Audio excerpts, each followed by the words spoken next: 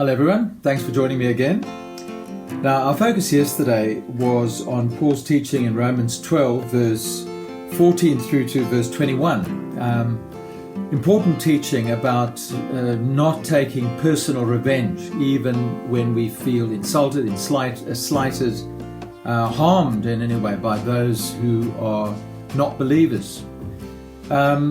Of course, this teaching about not taking personal revenge raises questions. It raises the question, well, who will look after my interests? Who will protect my rights? We saw that we should be protecting one another's rights, but we also saw that in the end, we must leave room for the vengeance of God, for the justice of God. Now, the question that is raised is, how does God exercise his justice in this world? We know that he'll exercise justice on the day of judgment. Paul's spoken about that already. But how does God ensure that justice is done in this world? What human agency does he use? Who is responsible ultimately in this world for justice? Now, we're all responsible to ensure that justice is done insofar as we have power to affect decisions. One of the benefits of our modern society is that we have quite a bit of influence and political clout, much more so than people would have had in Paul's day, living under the Roman Empire, living under the Emperor Nero, the context in which this book is written. Strikingly enough, in chapter 13, verse 1 through to verse 7, Paul sees the state, the government, the authority, the governing authorities, as he calls them in verse 1 of chapter 13. He sees them as having a key role and a key responsibility to ensure that personal revenge, vigilante justice is discouraged or made unnecessary. So Paul says, let every person be subject to the governing authorities.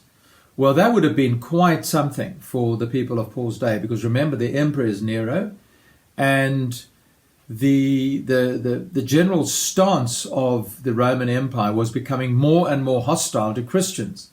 Nero was certainly finding Christians as a scapegoat for some of the things that he was doing. And so to be told to be subject to the governing authorities would have been quite a challenge for many of Paul's readers. Some of them would have said, well, Jesus is king. We don't have to honor any other king. But remember, Jesus himself reminded us that the structures of this world need to be respected. Give to Caesar what is Caesar's, to God what is God, is what Jesus taught. And so Paul picks up that idea of Jesus and he applies it now to his own readers in the Roman Empire and to us today. And he reminds us that God is the source of all authority, that structural authority in society is a gift from God. There's no authority except from God, and those that exist have been instituted by God. Now, this is not Paul passing a moral judgment on the quality of government. He's not therefore saying that, because of the divine right of kings can do what they like. Quite the contrary. But he is saying that we should recognize that God has put into this present fallen world human authorities that need to be respected. And so Paul can go on to say that those who resist the authorities resist what God has appointed, and those who resist will incur judgment. Now, Paul, I don't think, is addressing issues like resisting an authoritarian structure which is doing harm to citizens. He's not denying the right of citizens to protect themselves. He's not doing that. We have to be very careful with these words. We can take these words and we can apply them in all sorts of ways to either ignore what Paul is saying or to push what Paul is saying too far. There is a time when civil disobedience is not inappropriate, is not wrong. It depends on the issues. And we must remember, give to God what is God's and to Caesar what is Caesar's. And when Caesar claims what is God's, that changes many things. But Paul is not talking in that context. He's talking in the broad spectrum of government largely doing its job for all its failures. And Paul reminds us that if we do what is good, really good, truly good, then there's nothing to fear from the authorities. If we do what is good, we would receive approval For he is God's servant, verse 4, for good. But if you do wrong, be afraid, for he does not bear the sword in vain. That's a very striking phrase. For what Paul is saying is that ultimately the governing authorities are God's appointed means to reward good and to punish evil. And it's when the government fails to do that, that we actually find ourselves in circumstances where vigilante justice arises.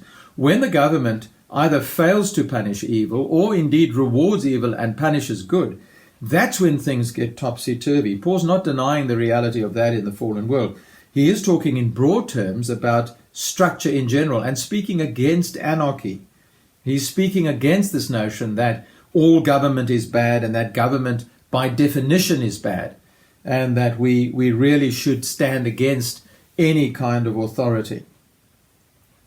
So Paul reminds us of our attitude to government, but in the process, he also reminds the government of their responsibility to God. He reminds the government that they are God's messenger or God's instrument, God's servant.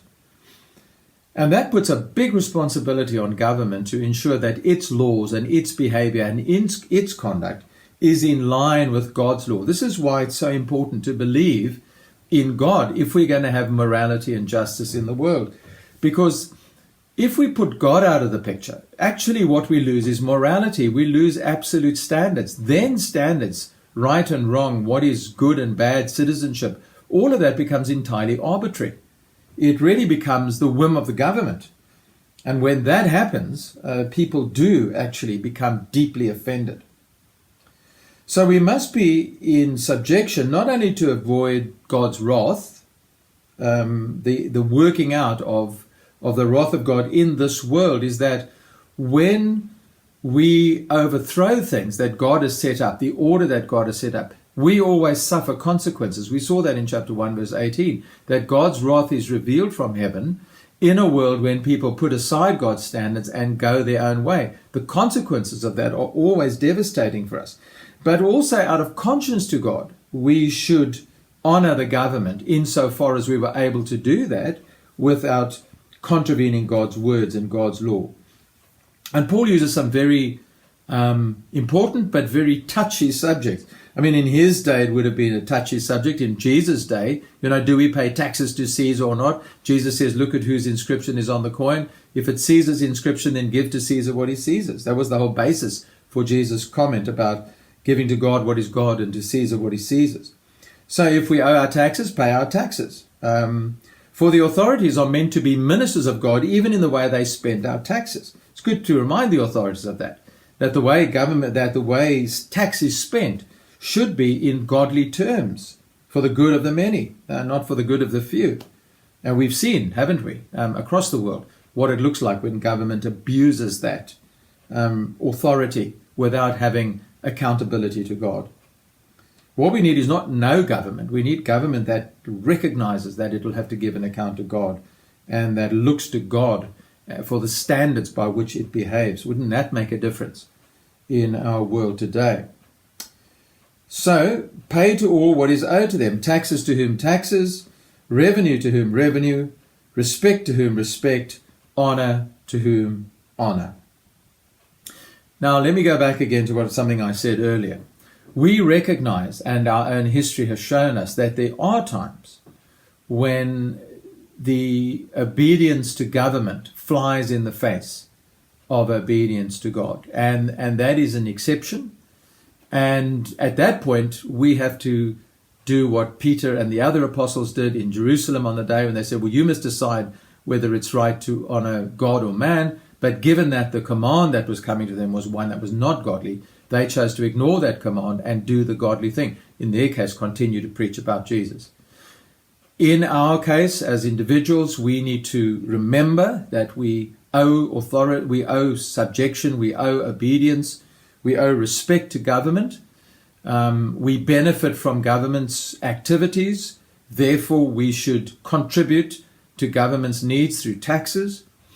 We should hold government accountable for what happens with taxes.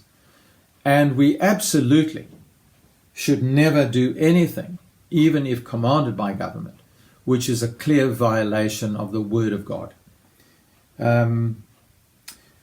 Challenging passage, challenging issue, one no doubt that will provoke more questions than it necessarily has answered for us. Remember, this is not the only passage in the Bible about how we should relate to those in authority, but it is an important passage because it basically underlines the fact that God is the God of order and of peace, and that however else we act, things like anarchy and the total rejection of authority is not a godly option and is not the path that Christians should be following. It's worth also reading up when you have an opportunity, just around, and you can do this on Google and just, Google this question of church and state, just to educate yourself a little bit around how historically these issues of the church and the state have been handled, the separation of powers. These are all very important sub-conversations that arise out of the basic teaching that we have here in Romans.